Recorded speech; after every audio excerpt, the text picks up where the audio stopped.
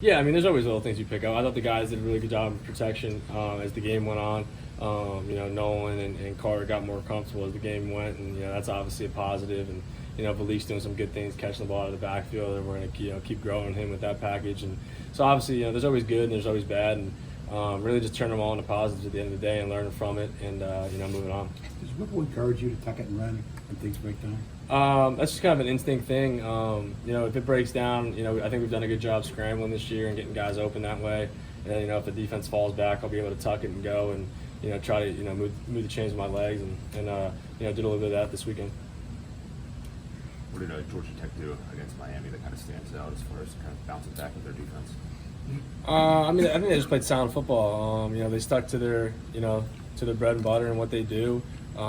Didn't really get too much outside of that, and made kind of Miami beat them, kept everything in front, didn't try to let the big play. All year, I think they've done a really good job of not letting explosives up. I want to say in the tape, there's only 8 or 9 in there, so they've done a good job of not letting guys get behind them. So I mean, at the end of the day, if we execute our offense, make guys miss in space, I think we'll be able to create some explosives that way. You guys have done a good job on the road in conference. How reassuring is that going into another road game here? I would say I think it's a new test every week. Playing on the road in the ACC is pretty tough, so it's a new challenge, and I know that we're all pretty excited to get down there and go at it again. What's special about Georgia Tech defense? I wouldn't say there's anything unique about them with what they do. I think we've now that we're at the 9th game of the season coming up, I feel like we've seen a lot of different things, and so they do a lot of different things that other teams do, and they kind of have their own little twist on it. Each team usually is like that. They're pretty unique in what they do, but we've seen their blitzes and seen the stunts that other teams have done.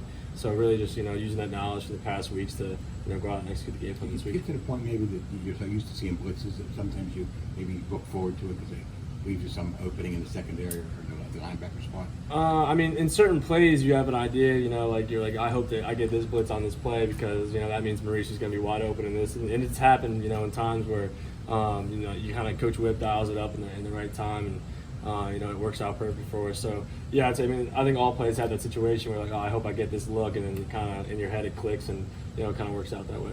Seems like you guys use more unbalanced looks on the offensive line, and on that scramble that you had, it was Carter and I believe Gabe on the right side there.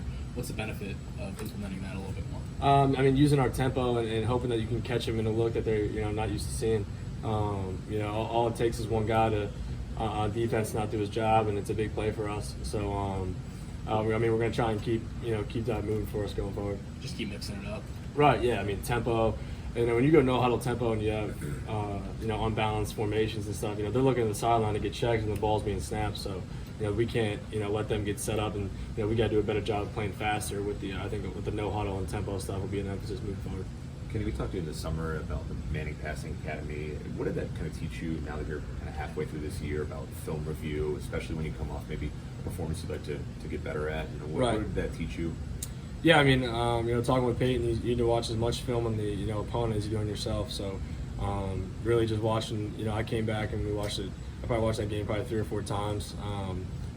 By myself and with Coach Whip, and really just kind of learning from my mistakes that happened. Also, as a unit, I feel like there were some things that we got to clean up as a whole, and it was just uncharacteristic of us. And I think we're going to learn from it and make sure it doesn't happen again. Is that different than maybe like last year when you would review tape? Are you reviewing more now, or is anything? I would say I'm reviewing more on myself than the opponent as much. I'm trying to, like I said, keep a balance between the two, and always trying to improve my game. I was last year really focused on the opponent and what they're doing, and I think this year I've kind of balanced with what the opponent's doing and how I've been playing, and the ways that I can improve my game. You say you watched the Miami game tape 3 or 4 times? Yeah. It's just obviously you want to improve on things, and Coach Whip does a great job of helping me learn and grow from it. So when I go out and practice this week, I feel like I've done a good job of taking those moments that I need to critique on and going out and practicing and executing the way I need to. When do you sleep?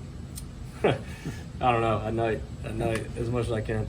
You may be gone by the time the NCAA rule is implemented, but what do you think about college athletes being able to profit from their like this is now? I think it's good. I really don't, I can't speak on it too much because I haven't been able to read up on it and what the rules are going to be. But, I think sooner or later I knew something was going to happen just with, that California law being passed. That's a unfair advantage if you're in recruiting. You know, they're gonna have obviously a lot of kids go there, so you know, some way they're gonna have to balance it out. So I'm sure they'll do a good job of figuring it out.